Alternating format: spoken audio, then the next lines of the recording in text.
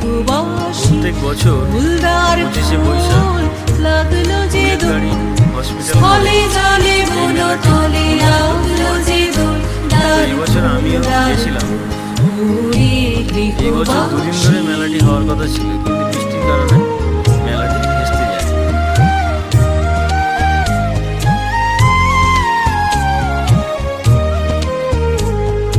বেনু বনু মরমরে দক্ষিণ বাতাসে প্রজাপতি দোলে ঘাসে ঘাসে। বেনু বনু মরমরে দক্ষিণ বাতাসে প্রজাপতি দোলে ঘাসে ঘাসে।